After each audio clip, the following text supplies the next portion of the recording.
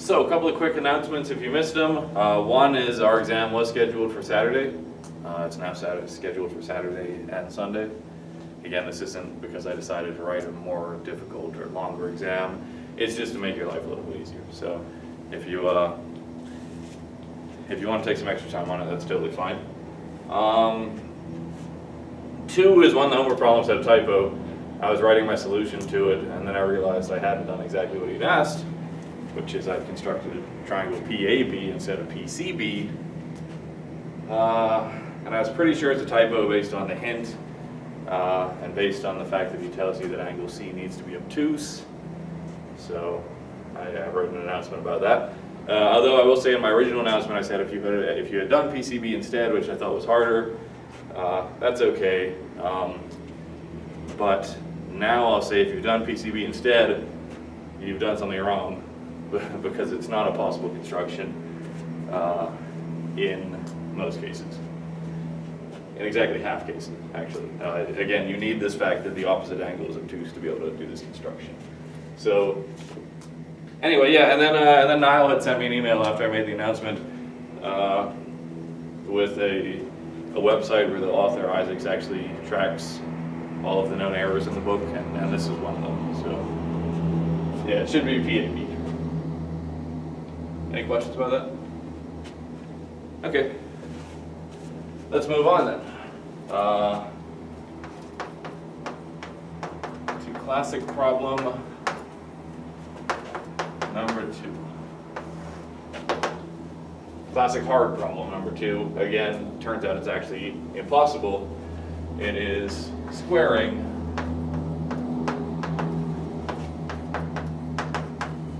a circle.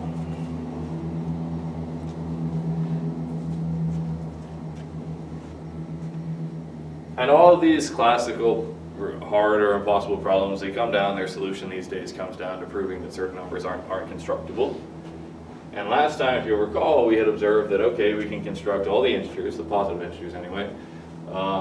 From there, we can construct all the rationals, positive rationals.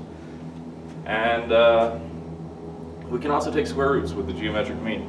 Just take the geometric mean of your rational number and 1 to get the square root of the rational number.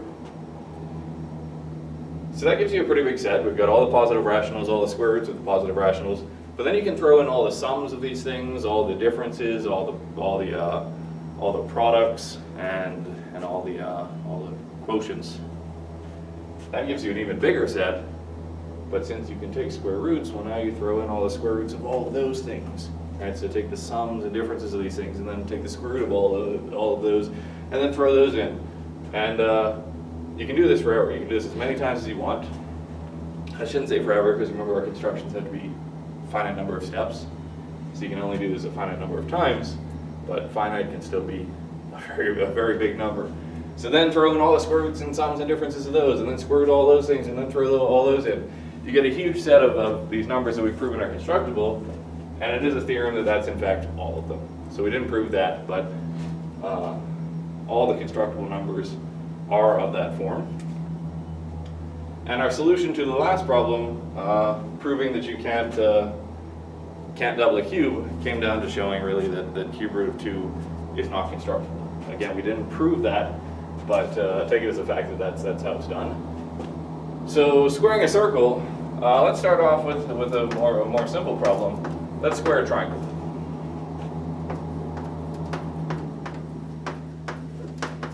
Square a given triangle.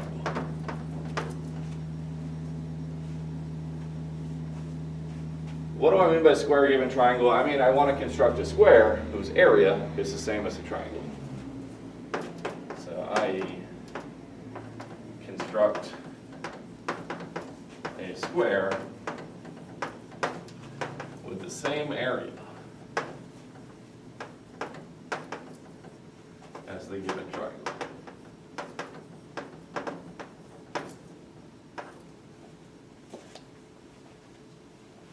So this is what squaring a circle is trying to do. You're given a circle and you're trying to find a square with the same area. So square a given triangle.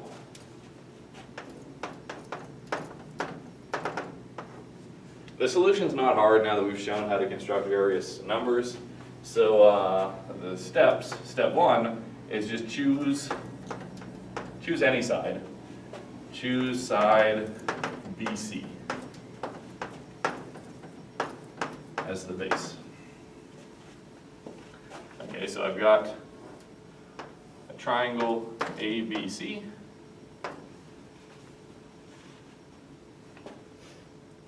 I'm going to choose BC as the base.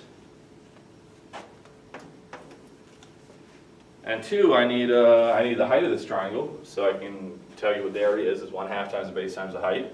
So let's also drop an altitude from H, and we can do that because we know how to draw perpendiculars. We have a construction for dropping perpendiculars. So 2, drop a perpendicular from A to BC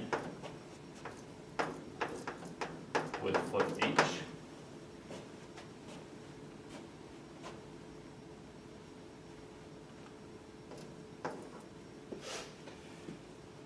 My picture here is for an acute triangle, but it doesn't matter if one of these angles is obtuse.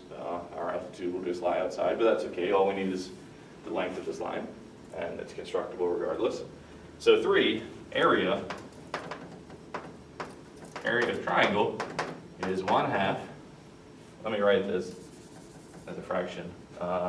It's BC, the base, times the height, times AH, over 2.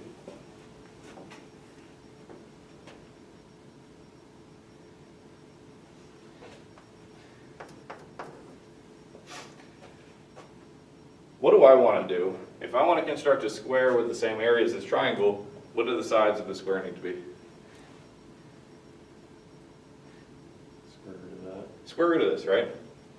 Is this a constructible number? I can do products. I have this length and this length. I can construct their product, so that's no problem. I can divide by 2. I can take the midpoint, so we can construct that number. And then the square root of this, all I have to do is take the geometric mean of this length with 1, so I can construct the square root of that. So that's no problem. So construct a segment of length S equals the square root of BC times AH over 2.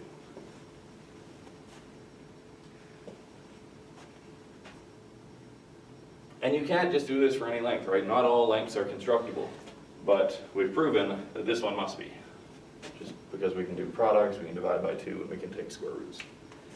So once you've constructed the segment, now construct the square off of the segment, and you're done. Then you have a square of the same area as the original. And construct a square on this segment. Again, the process for constructing a square was given a long time ago, so we don't have to give the steps there. We can just say, construct a square.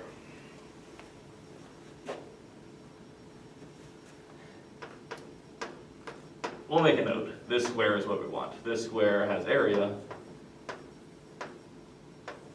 S squared, which is BC times AH over 2.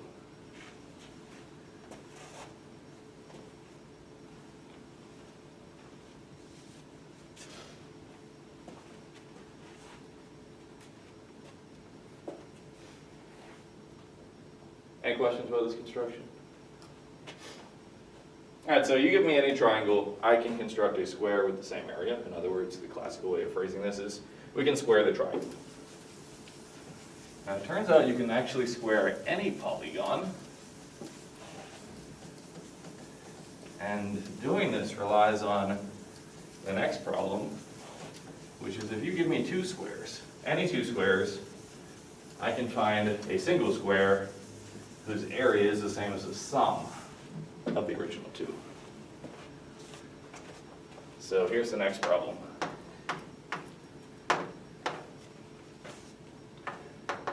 Given two squares,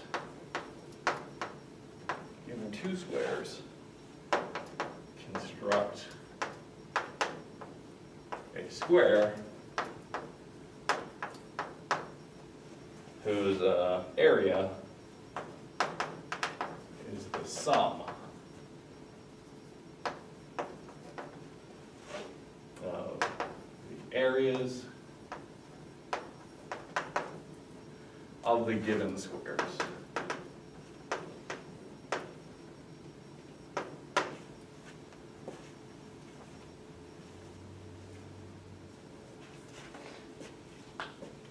Turns out, really easy solution.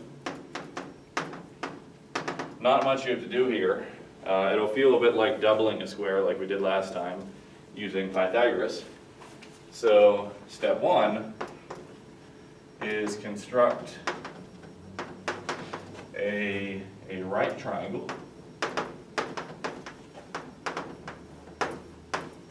with legs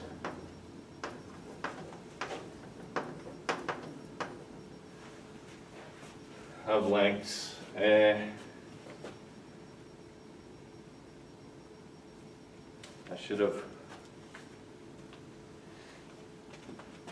should have started with another sentence. Let me just throw one thing up here. I want to say of lengths A and B.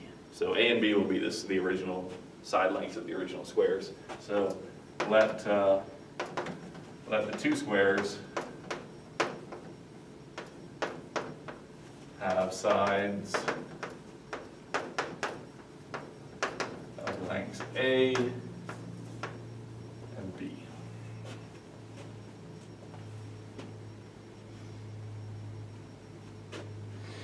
So those can be any two numbers, right? You're given those two squares, those two lengths.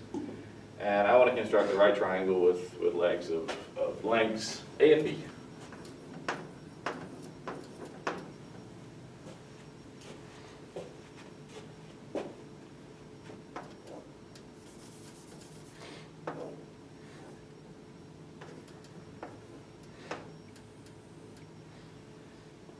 Do you believe I can do this? The construction?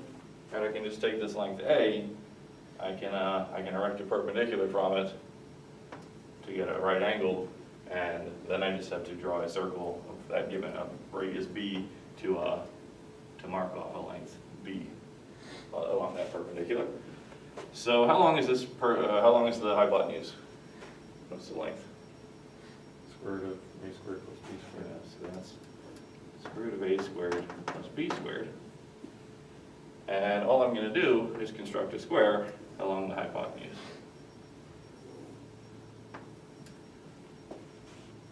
Not a good looking square, but in any case, construct a square along the hypotenuse.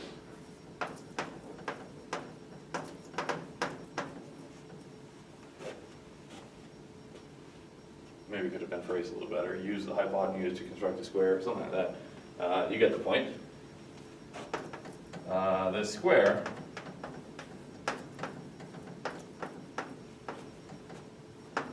has area equal to, what would it be? It would be square root of a squared plus b squared times the square root of a squared plus b squared.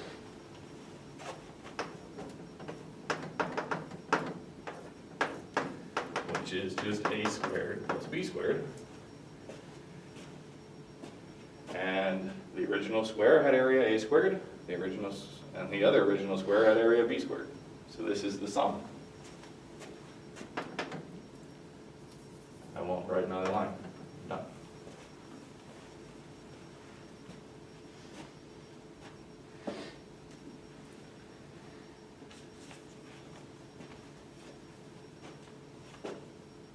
Are you happy with this one? Awesome.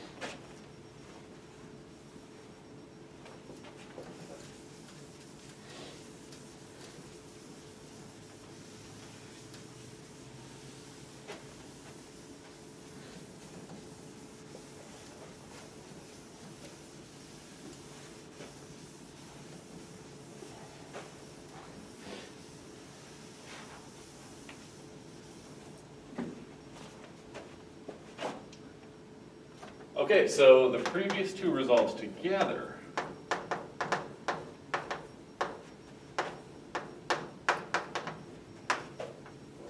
these two results together allow us to square any polygon.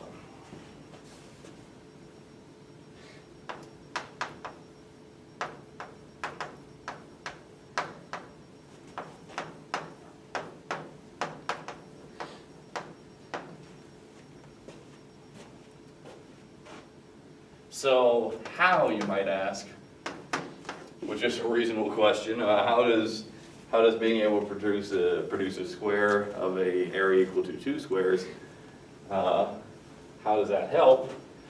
Well, if I'm given any polygon, all I have to do is slice it along a diagonal.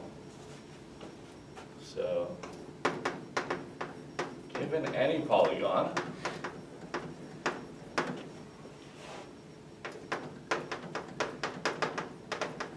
cut it into 2 smaller polygons.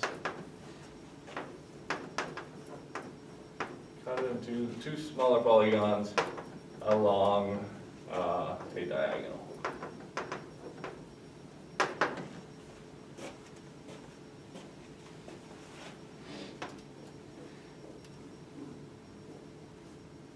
Alright, so here's my polygon.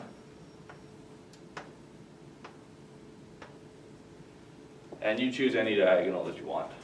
So the catch is it has to be an interior diagonal. For example, I can't go this vertex to this vertex. But it is a fact, and I think we mentioned this very early on in the class without proof because it's hard to prove. But no matter how complicated your polygon, how badly non-convex it is, there's always at least one interior diagonal. In this case, there's quite a few. So just choose one. So this is a fact. There is always at least one interior diagonal.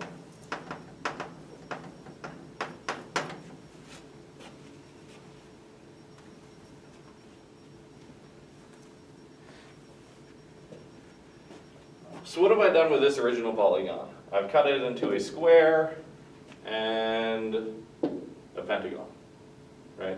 So just keep repeating this process. No matter how many sides you start with, I've cut in 2 smaller polygons. Once again, I'm guaranteed there's an interior diagonal, so cut it again.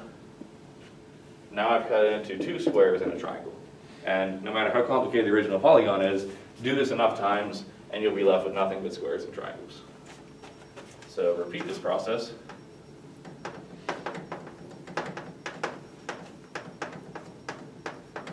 Until only squares and triangles remain.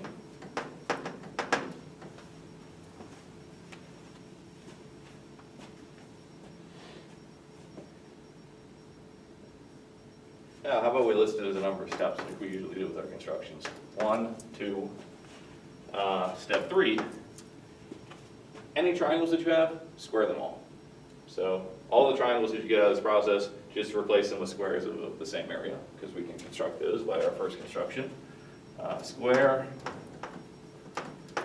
all of the triangles.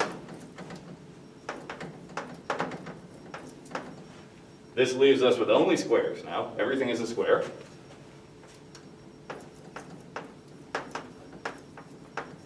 We only have squares now.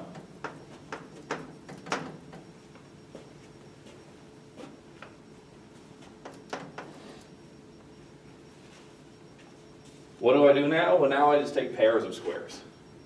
So we just have a whole bunch of squares. Take pairs and replace them with larger squares of the same area, or of the area of the sum of the 2 in the pair. So now, replace pairs of squares with larger squares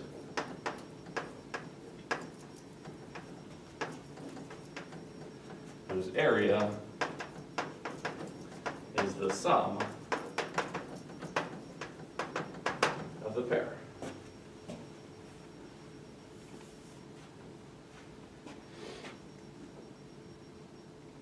Can you see where this is going?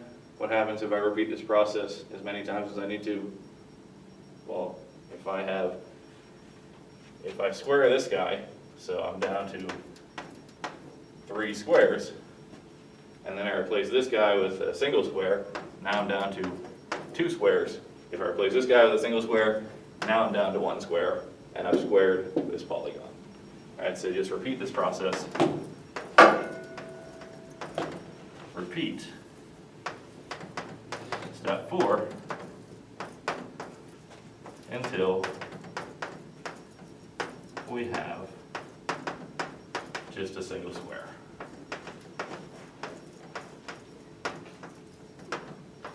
And I'm guaranteed that square has the same area as the original polygon.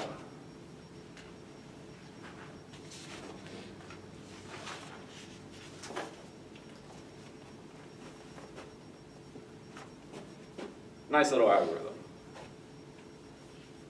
So based on this, the natural question is, well, circles are kind of polygons. They're in some sense the simplest polygon, in some sense maybe the most complicated because you can think of it as having an infinite number of sides.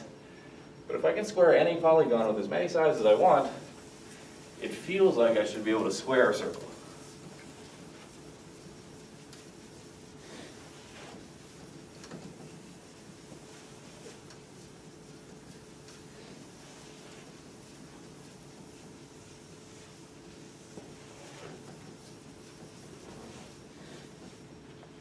So here's the classic problem.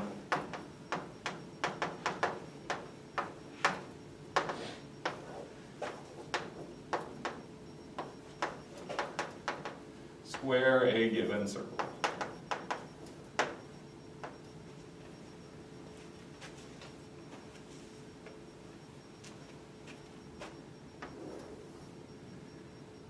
So here's my circle. It has radius r. The area of the circle is, of course, pi r squared. So to square a given circle, we need to construct a square. We want to construct a square with sides s, which is going to be the square root of this, square root of pi times r.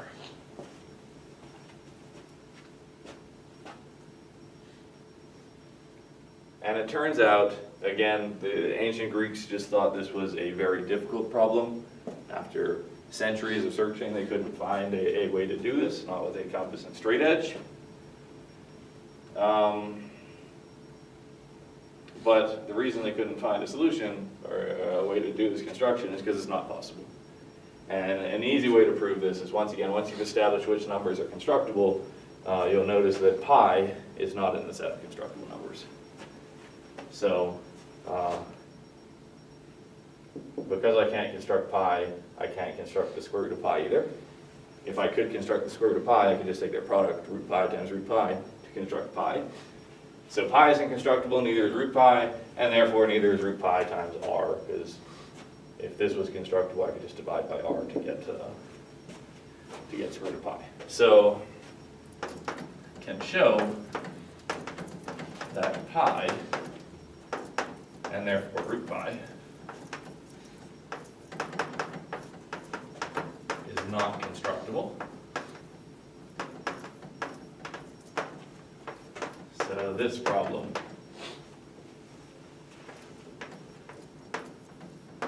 is actually impossible. Not just hard, impossible.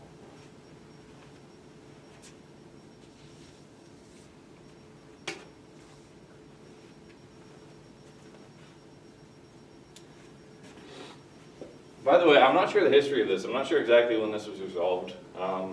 The set of constructible numbers was known for quite a long time, I think, before it was known that pi was transcendental. And I think you have to prove that it's transcendental to demonstrate that it's not a constructible number. So that would have been mid-1800s, I think. Which maybe isn't that much after it was established which numbers are constructible, but anyway. So last but not least, we have our classic third problem. Classic problem number 3. This is trisecting an angle. Trisecting A given angle.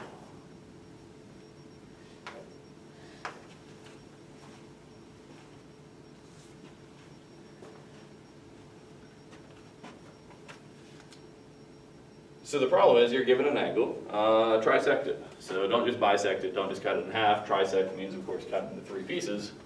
So here's my angle, A, B, C. And here's what looks like a trisection. So we've seen how to bisect any angle. Can we trisect them?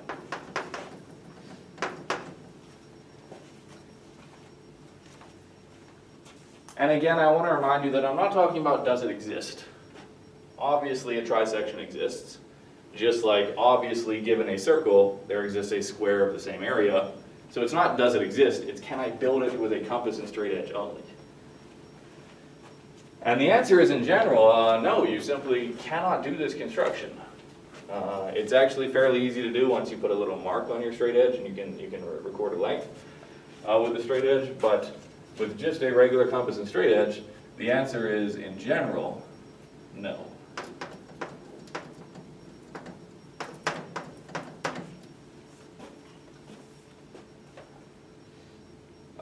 So first thing I want to point out is that we can trisect some angles. All right, so it's not can I trisect any angle. Well, it's not are there trisectable angles. It's if you give me an arbitrary angle. In general, can I trisect it? It's no, but we can trisect some angles. For example, here's one I can trisect: a right angle. For example, we can trisect right angles.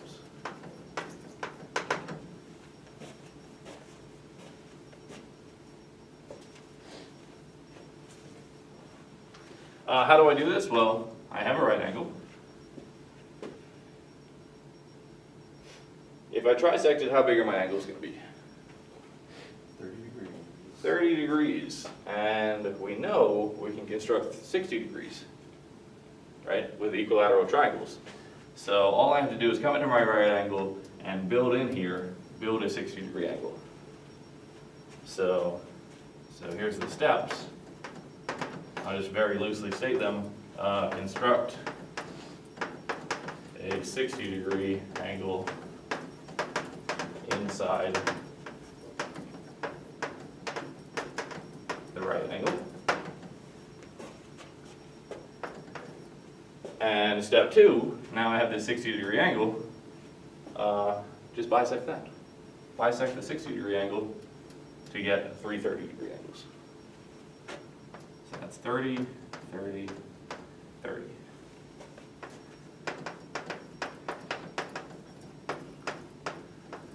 Bisect the 60-degree angle.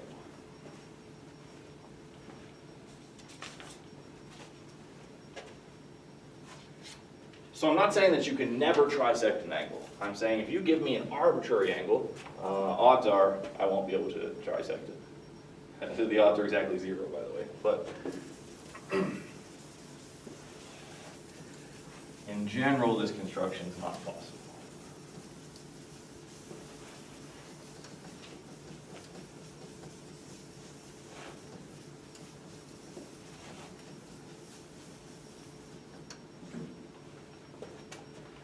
So even though I can trisect some angles 90 degrees, but given an arbitrary angle,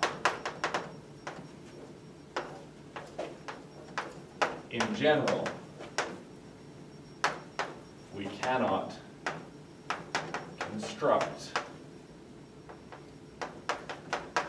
its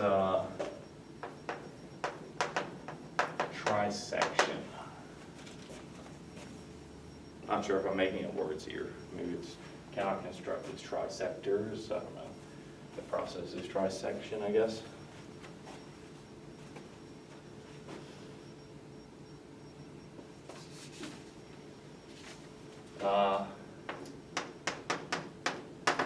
For example, let's see. Here's a pretty simple angle that you simply cannot trisect 60 degrees. So it turns out, I don't want to phrase this. Let me go the way I've already written this nicely. So it can be shown that a 60-degree angle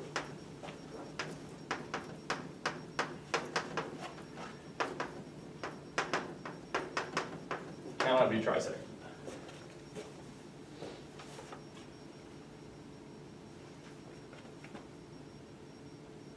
If you could, then how small would or what would each segment amount to, the trisections? They'd be 20 degrees. Add two of them together, you get 40 degrees. And it can be shown that you cannot construct a 40-degree angle. So if you could, then you would construct a 40-degree angle. But it turns out, constructing 40-degree angles is impossible.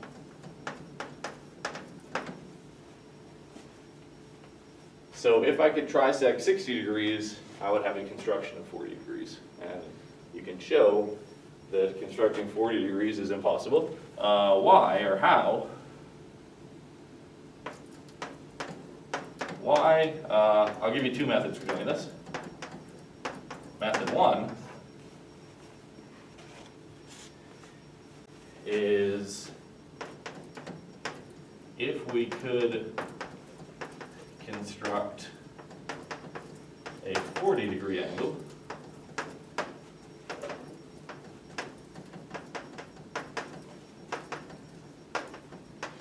then we could construct a length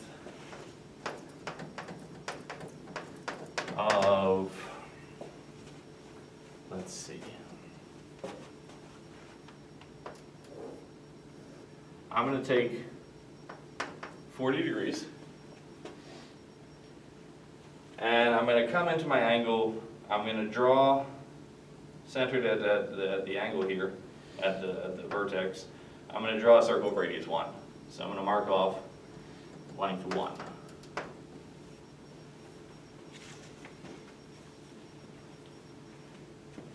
And then from 1, I drop a perpendicular. So this gives me a right triangle.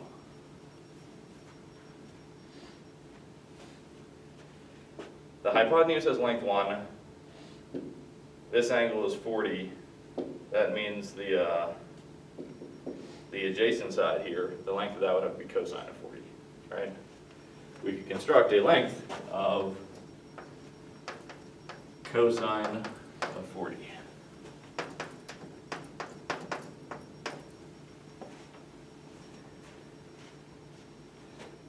Once again, in comes constructible numbers. Cosine of 40 turns out it's not a constructible number. Cosine of other angles sort of sometimes are, right? For example, cosine of 30 degrees is √3/2. Is that right? I always forget my angles. Yeah, cosine of 30 is √3/2. Cosine of 60 is 1/2. So those are nice constructible numbers. But cosine of 40, if you study this number enough, you can show. I think you just have to use simple trig SDs. I think a triple angle formula or something.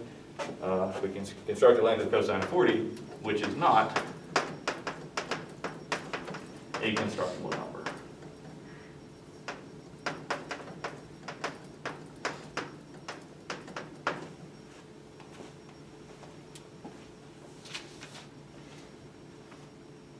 And this feels a little surprising to me.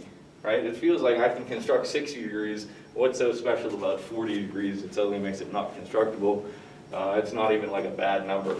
40 degrees feels like a nice number to me, but it turns out no matter how hard you try with a compass and straight edge, because of this reason, you simply will not be able to construct 40 degrees. And that means you simply cannot trisect a 60-degree angle. So there's one way to show it, but I want to bring in another way, which leads to sort of classic problem number 4. It's not traditionally one of these hard impossible problems, but it's a related question.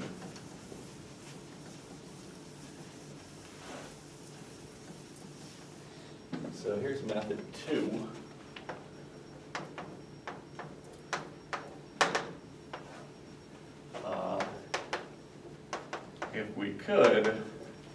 If we could construct a 40-degree angle,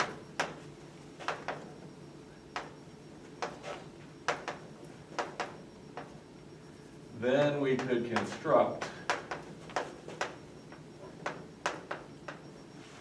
a regular 9-gon.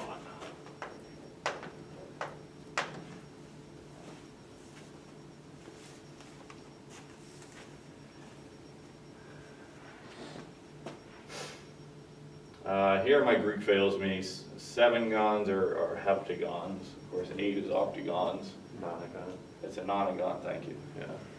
But instead of going with these names, n-gon is just so much nicer. So it's a 9-gon. And how would I do that? Well, I would just I would construct a circle. I would construct its center. And from the center, I would construct sequential 40-degree angles.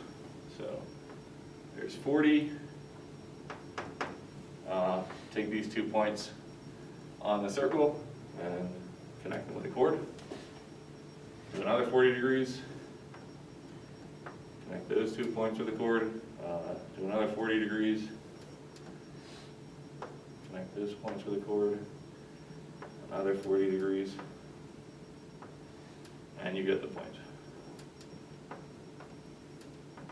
This doesn't look very, very regular, but how many sides do I have? 1, 2, 3, 4, 5, 6, 7, 8, 9.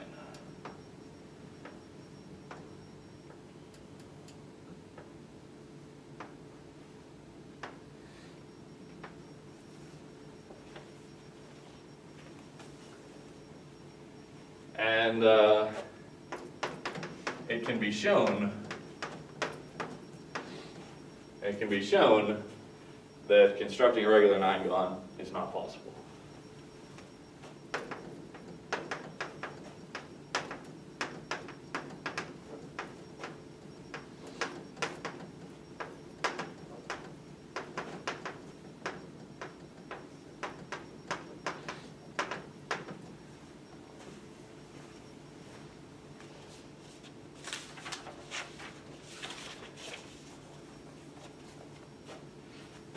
So this is another very classic question, not exactly in the same category of the 3 impossible ones we just listed, but here's the big question.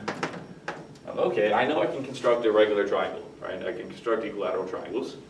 We can construct squares, so regular 3-gons, regular 4-gons.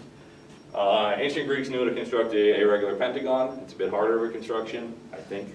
Maybe next class on Friday, I think we'll just sort of do that and have a short class otherwise, and mention a little bit more about this because we're running out of time. But they could construct 3-gons, 4-gons, 5-gons, and then it's easy to double all those numbers. But what's so special about, for example, 9? Why can't I construct a 9-gon? So the question is, which regular polygons are constructible?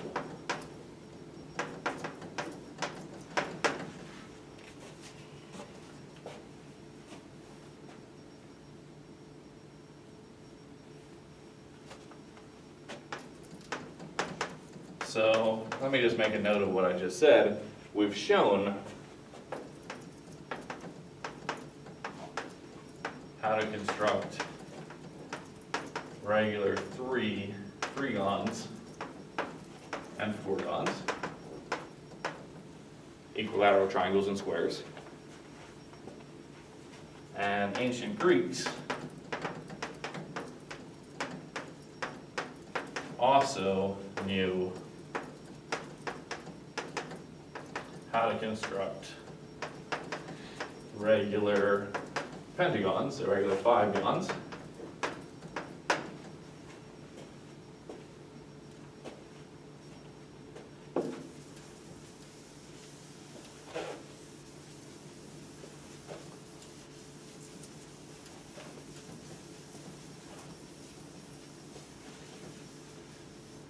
And also, I want to note that if you can construct an n-gon, then constructing a 2n-gon is super easy.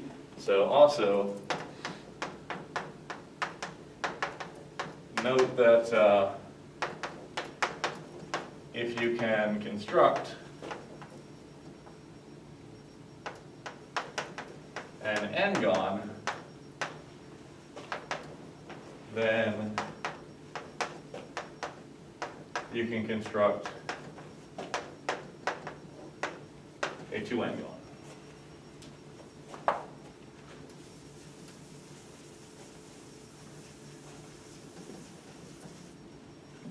Can you see how you might do this? Let me put a comma. I don't want to end the sentence here. You just take any central angle and bisect it. So just by bisecting the central angles.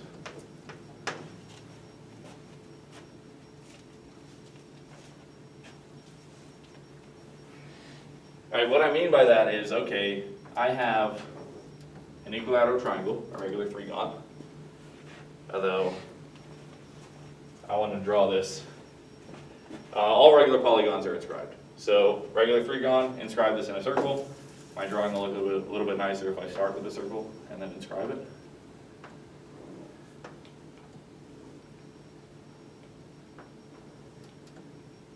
But all you have to do is circumscribe your regular polygon.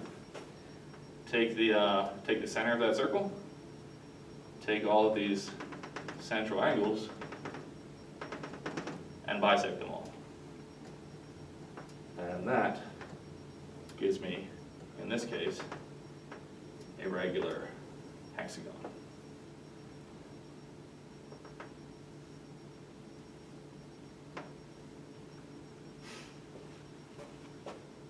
So is this only true then for regular n-gons? Yeah. Yeah. So the question here, when I talk about, yeah, I'm dropping the word already, but it's clear in this context. Forevermore, I'm talking about regular polygons. Okay. So if we can construct a regular, I'll often not say the word anymore, but I'm talking about regularity. So hence, the ancient Greeks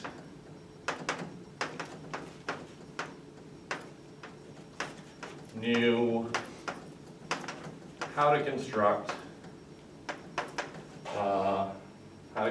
regular n-gons for n equal to 3, 4, 5, and then all multiples of 2 of these numbers. So if you can construct a 3-gon, you could do a 6-gon, 4-gons, you could do 8-gons, 5-gons, you could do 10-gons. If you could do 6-gons, you could do 12-gons, 16-gons, 20-gons, and so on. So we've got 2 to the k times 3, 2 to the k times 4, 2 to the k times 5, and so on.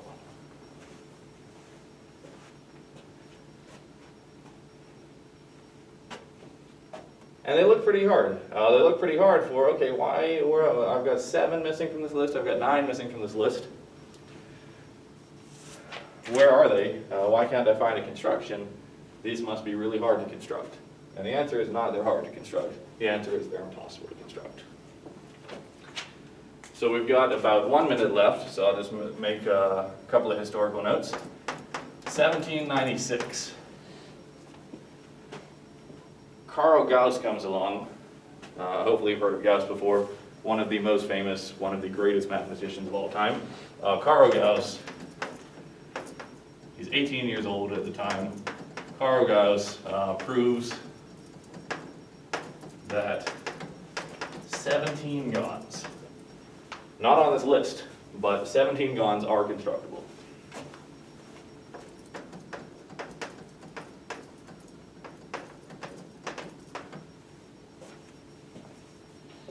He doesn't provide the construction.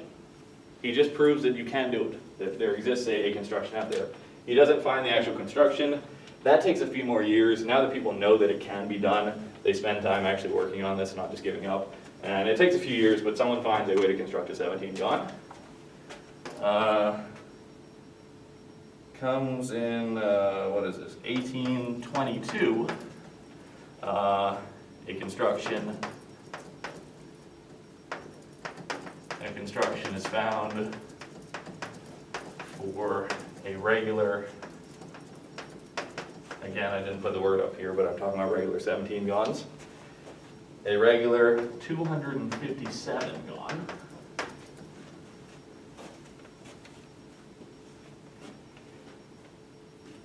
And it's a few years after this that this question is finally answered for exactly which n are regular n gons constructible. But much longer after the fact, I thought this was interesting. 1894, a construction is found for a regular 65,537 gon. It's already known to be constructible, but someone actually went through and found the construction. Whoever it was, this guy's only famous, well, not even famous I guess, but only known for doing this construction. Took him about 10 years apparently, and the construction is over 100 pages in length. So 100 pages.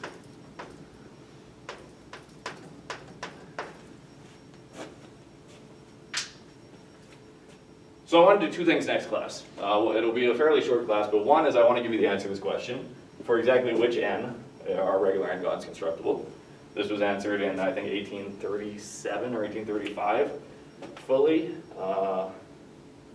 And two is I want to give you this ancient construction for a regular pentagon. So that's our plan for Friday. And we'll stop here.